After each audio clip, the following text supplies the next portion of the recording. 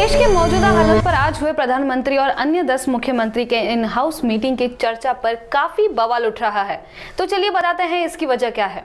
इस in house meeting में अरविंद केजरीवाल ने प्रधानमंत्री से दिल्ली में चल रहे ऑक्सीजन की कमी और रेमडेसिविर इंजेक्शन की कमी के बारे में कंप्लेन की। इसके चलते अरविंद केजरीवाल ने लगातार 4 से 5 मिनट तक इस पर बात की और दिल्ली के सिचुएशन के बारे में पूरी तरह बताया। लेकिन सर, मैं आपसे हाथ जोड़ के प्रार्थना करता हूं कि इस बढ़े हुए ऑक्सीजन के कोटे को दिल्ली तक पहुंचाने में हमारी मदद करें। एक एस्टीमेट के हिसाब से दिल्ली को 700 टन ऑक्सीजन की जरूरत है। आपने हमारा कोटा 480 टन कर दिया, बहुत बहुत शुक्रिया। लेकिन पिछले 24 घंटों में इस बढ़ाए हुए 480 टन में से भी केवल 350 टन ऑक्सीजन दिल्ली पहुंच पाई है। प्रधानमंत्री जी, जब से ऑक्सीजन का संकट शुरू हुआ है, मेरे फोन बजते रहते हैं। कभी कोई अस्पताल कहता है कि 3 घंटे की ऑक्सीजन बची है, कभी कोई अस्पताल कहता है कि 2 घंटे की ऑक्सीजन बची है।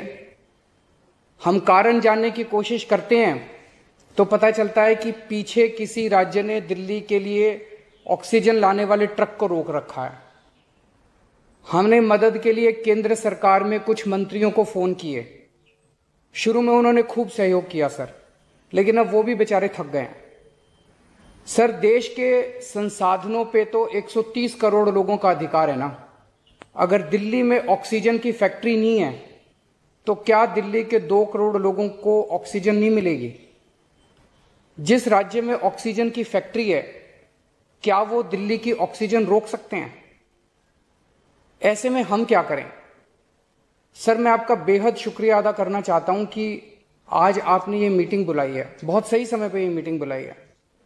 पर सर, मैं आज ये जानना चाहता हूं कि अगर आज या कल या किसी भी टाइम हमारे दिल्ली के किसी अस्पताल में अगर 1 घंटे की, आधे घंटे की, 2 घंटे की ऑक्सीजन बच जाए और लोगों की मरने की नौबत आ जाए, तो मैं फोन उठा के केंद्र सरकार में किससे बात करूं?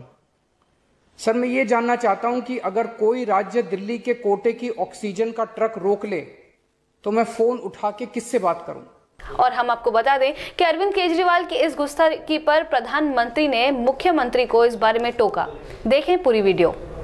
मेरा विश्वास है देश में अगर कोरोना के खिलाफ एक नेशनल प्लान होगा तो हम सभी राज्य सरकारें और केंद्र सरकार मिलकर इस दिशा में काम करेंगे। सर, कोरोना की वजह से दिवंगत आत्माओं को शांति मिले। हाँ जी सर। ये हमारी जो परंपरा है, हमारे जो प्रोटोकॉल है, उसके बहुत खिलाफ हो रहा है कि कोई मुख्यमंत्री ऐसी इन हाउस मीटिंग को लाइव टेलीकास्ट करे। ये उचित नहीं है। ये हमने हमेशा संयम पालन करना चाहिए। ठीक है सर, इसका ध्यान रखेंगे आगे सर। सर, मैं सभी आत्माओं को शांति मिले जिन जिन लोगों का इस दौरान कोरोना की वजह से जिनका देहांत हो गया, और उनके परिवारों को दुख सहने की शक्ति दे। अगर सर मेरी तरफ से कोई गुस्ताखी हुई है, मैंने कुछ कठोर बोल दिया, मेरे आचरण में कोई गलती है, तो उसके लिए मैं माफी चाहता हूं। लेकिन अभी तक जितने आज पॉल साहब की जो प्रेजेंटेशन थी वो भी बहुत अच्छी थी, और उसके हिसाब से जो भी हमें निर्देश दिए गए हैं उन निर्देशों का हम पालन करेंगे।